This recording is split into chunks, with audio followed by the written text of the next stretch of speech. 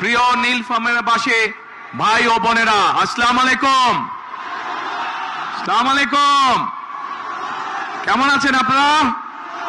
ভালো আছেন সবাই? আচ্ছা, তো আজকে এই যে এত বড় জনসভায়, এই যে নির্বাচনী জনসভা, এই নির্বাচনী জনসভা কেন, কবে নির্বাচন? হ্যাঁ, 12 তারিখ নির্বাচন। কতদিন পর ভোট দিবেন? বহু বছর পর ভোট দিবেন। এই যে আমাদের এই মঞ্চ, এই মঞ্চের বাম পাশে একটা ছোট্ট মঞ্চ আছে, ওই মঞ্চে কতগুলো মানুষ বসে আছে। এই মানুষগুলো তাদের স্বজনদেরকে হারিয়েছে বিভিন্ন অত্যাচার, নির্যাতন, গুম খুনের মাধ্যমে।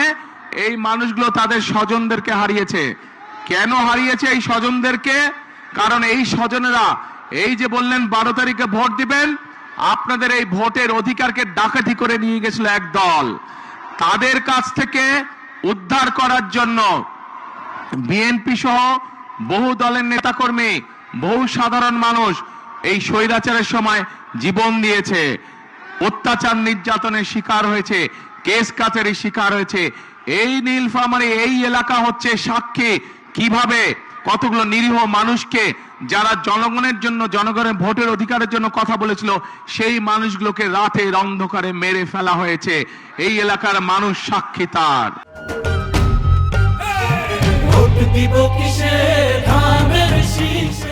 প্রিয় ভাই বোনেরা, 12 তারিখ নির্বাচন।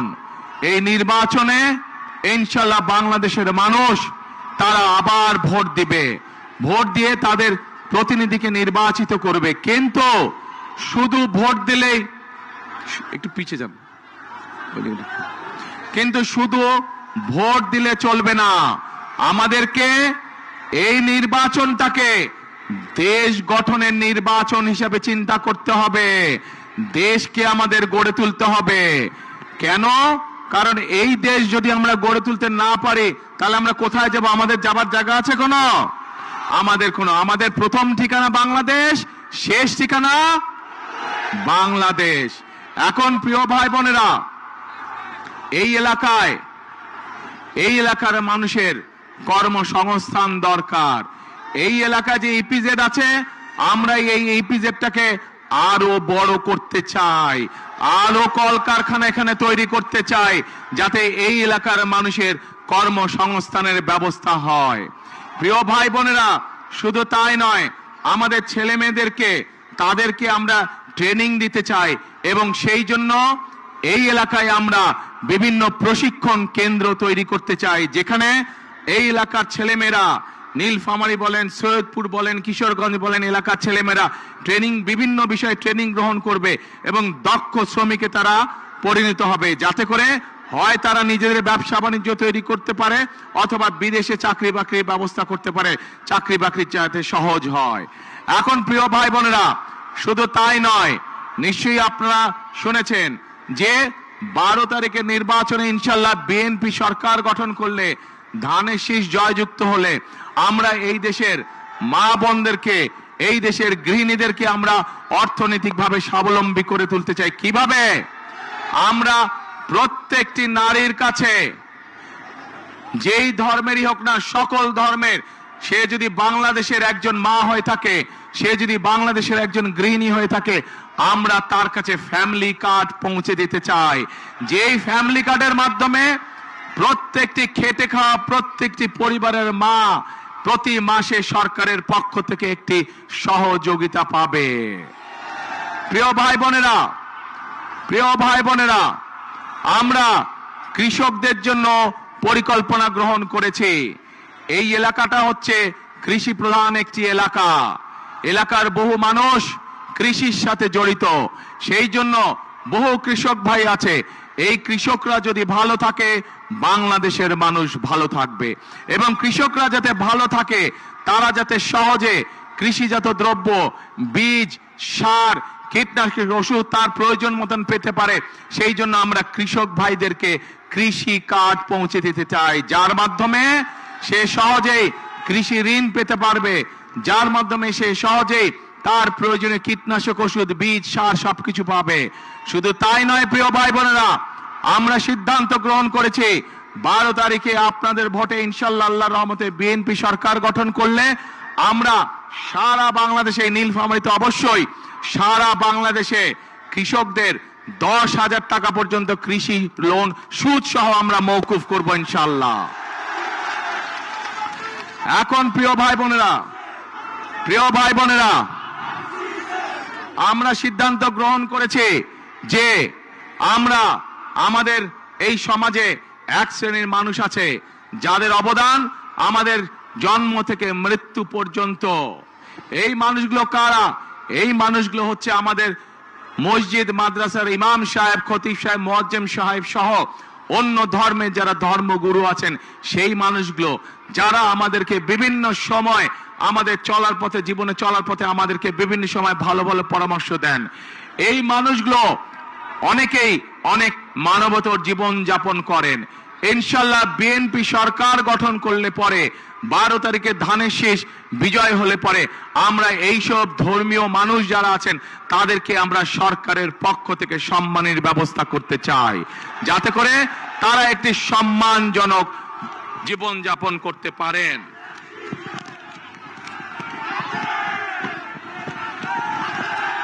প্রিয় ভাই বোনেরা, এই এলাকার, এই সমগ্র নীলফামারী, রংপুর, দিনাজপুর সহ এই পুরা রংপুর বিভাগের মানুষের একটি প্রাণের দাবি আছে। বলুন তো কে সেই প্রাণের দাবি?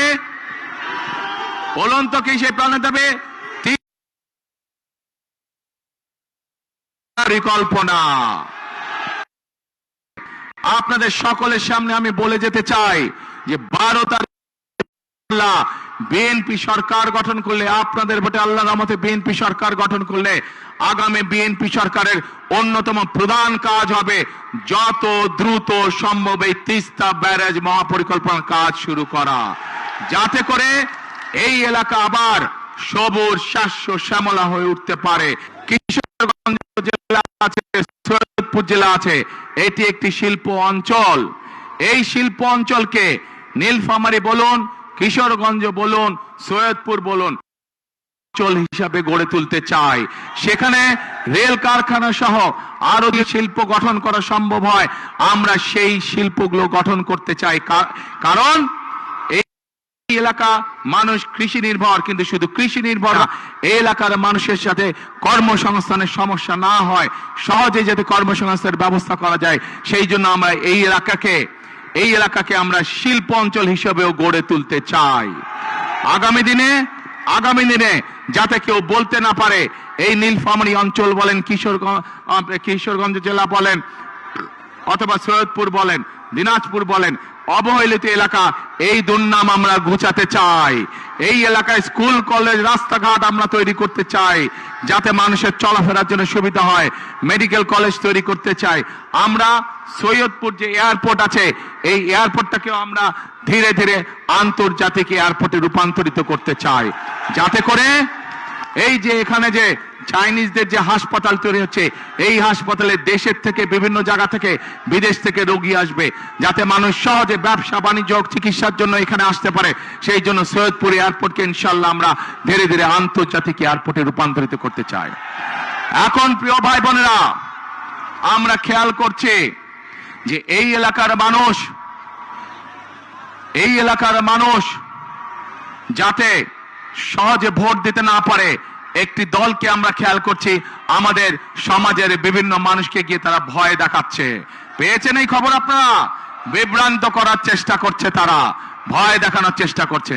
আজকে আমি দ্ব্যর্থহীন কণ্ঠে পরিষ্কার ভাবে বলে দিতে চাই, বাংলাদেশের কোন ভোটারকে যারা ভয় দেখাবে, যারা তাদেরকে বিভ্রান্ত করার চেষ্টা করবে, ইনশাআল্লাহ কারো সাথে যদি অন্যায় হয়ে থাকে আমরা সেই ব্যবস্থা গ্রহণ করব, অন্যায়কারীর বিরুদ্ধে আইনগত ব্যবস্থা গ্রহণ করব। কাজেই প্রিয় ভাই বোনেরা, 71 সালে যখন আমরা দেশ স্বাধীন করেছিলাম যুদ্ধ করে, তখন আমরা দেখিনি কে মুসলমান, কে হিন্দু, কে বৌদ্ধ, কে খ্রিস্টান।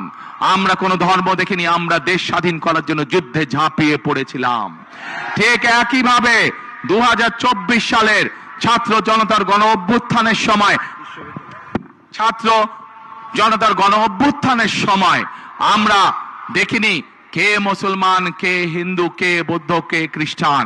আমরা দল মত ধর্ম বর্ণ নির্বিশেষে আমরা রাজপথে গিয়ে দেশের স্বাধীনতাকে আমরা রক্ষা করেছিলাম 2024 সালে। একইভাবে আজকে এখানে দাঁড়িয়ে আপনাদের লাখো মানুষের সামনে দাঁড়িয়ে পরিষ্কার ভাবে বলতে চাই, আগামী দিনের রাজনীতি হবে দেশ পুনর্গঠনের রাজনীতি, আগামী দিনের রাজনীতি হবে রাষ্ট্র গঠনের রাজনীতি। আমরা মুসলমান হই, আমরা হিন্দু হই, আমরা বৌদ্ধ হই, আমরা খ্রিস্টান হই, আমরা সকলকে সাথে নিয়ে আমাদের দেশ গঠন করতে চাই। আমরা সকলকে সাথে নিয়ে সামনে এগিয়ে যেতে চাই। আগামী দিনে একটি মানুষকে আমরা বিবেচনা করব তার মেধা এবং তার যোগ্যতা দিয়ে, তার বর্ণ দিয়ে নয়, তার ধর্ম দিয়ে নয়, বা অন্য কিছু দিয়ে নয়। আমরা তাকে বিচার করতে চাই তার মেধা এবং যোগ্যতা দিয়ে। কারণ প্রিয় ভাই বোনেরা, বহু বছর ধরে আমরা আন্দোলন করেছি জনগণের অধিকার প্রতিষ্ঠিত করার জন্য। আজ সেই অধিকার ধীরে ধীরে প্রতিষ্ঠিত হতে চলেছে। এখন আমাদের মূল কাজ হলো দেশকে আমাদের পুনর্গঠন করতে হবে। আমাদের লক্ষ কোটি তরুণ যারা আছে তাদের কর্মসংস্থানের ব্যবস্থা করতে হবে। আমাদের কোটি কোটি শিশু যারা আছে তাদের শিক্ষার ব্যবস্থা করতে হবে। বাংলাদেশের সাধারণ খেটে খাওয়া মানুষ, তাদের জন্য ন্যূনতম চিকিৎসার ব্যবস্থা করতে হবে। বাংলাদেশের কোটি কোটি মানুষ তারা যাতে নিরাপদে রাস্তাঘাটে চলতে পারে, মা বোনেরা যাতে নির্বিঘ্নে রাস্তায় চলাফেরা করতে পারে, যে কোনো সাধারণ মানুষ নির্বিঘ্নে যাতে ব্যবসা বাণিজ্য নিরাপদে করতে পারে, সেই পরিবেশ আমাদেরকে তৈরি করতে হবে। কিন্তু প্রিয় ভাই বোনেরা, এই পরিবেশ যদি আমাদেরকে তৈরি করতে হয়, তাহলে এই দেশের যে মালিক, কারা মালিক এই দেশের? দেশের মালিক কারা? জনগণ, অর্থাৎ আপনারা। আপনাদের সহযোগিতা ছাড়া, আপনাদের দোয়া ছাড়া, আপনাদের সমর্থন ছাড়া আমরা এই কাজগুলো তো করতে পারবো না। সেই জন্যই আজকে এই নির্বাচনী মঞ্চে দাঁড়িয়ে যেই কথাগুলো আপনাদের সামনে বললাম, দেশ গঠনের যে পরিকল্পনার কথা আপনাদের সামনে বললাম, সেগুলোকে তখনই বাস্তবায়ন করা সম্ভব যখন এই মাঠ ভরা লোক, এই শহর ভরা লোক, এই সমগ্র জেলার মানুষ, আজ আপনাদের সকলের কাছে আমি ধানের শীষের পক্ষে ভোট চাইতে এসেছি। আপনারা যদি ধানের শীষকে জয়যুক্ত করেন, আপনারা যদি ধানের শীষকে আগামী 12 তারিখে সরকার গঠনের সুযোগ দেন, তাহলে এই যে এই পরিকল্পনার কথাগুলো আপনাদের সামনে আমি আজকে তুলে ধরেছি, সেই পরিকল্পনা ইনশাআল্লাহ আমরা বাস্তবায়ন করতে সক্ষম হব। প্রিয় ভাই বোনেরা, আমি আপনাদের কাছে এখন জানতে চাই, আমার সংক্ষিপ্ত পরিকল্পনা আপনাদের সামনে আমি তুলে ধরেছি। নিশ্চয়ই সংবাদপত্রের মাধ্যমে আপনারা দেখেছেন, গতকাল সারা দেশের সামনে আমাদের বিস্তারিত দেশ গঠনের পরিকল্পনা আমরা তুলে ধরেছি দলের পক্ষ থেকে। দেখেছেন অনেকে? দেখেছেন আপনারা। তো আজকে এই যে এই মঞ্চে দাঁড়িয়ে সংক্ষেপে আপনাদের সামনে যে পরিকল্পনার কথা তুলে ধরলাম, এটি হচ্ছে আমার পরিকল্পনা, এটি হচ্ছে আমার দলের পরিকল্পনা, এটি হচ্ছে বিএনপির পরিকল্পনা। প্রিয় ভাই বোনেরা, প্রিয় ভাই বোনেরা, এখন আমি আপনাদের কাছে জানতে চাই, আমার পরিকল্পনা তো আপনাদেরকে তুলে ধরলাম, আপনাদের পরিকল্পনাটা কি? কি ভাই, আপনাদের পরিকল্পনা কি? দানের শেষ। ওই যে দূরে ভাই বোনেরা, আপনাদের পরিকল্পনা কে? দানের শেষ, আলহামদুলিল্লাহ। ওই যে সামনে দিকে পেছনে, আপনাদের পরিকল্পনা কে? দানের শেষ। এইদিকে মা বোনরা সব বাইরে আছে, পরিকল্পনা কে? ধানের শেষ ইনশাআল্লাহ।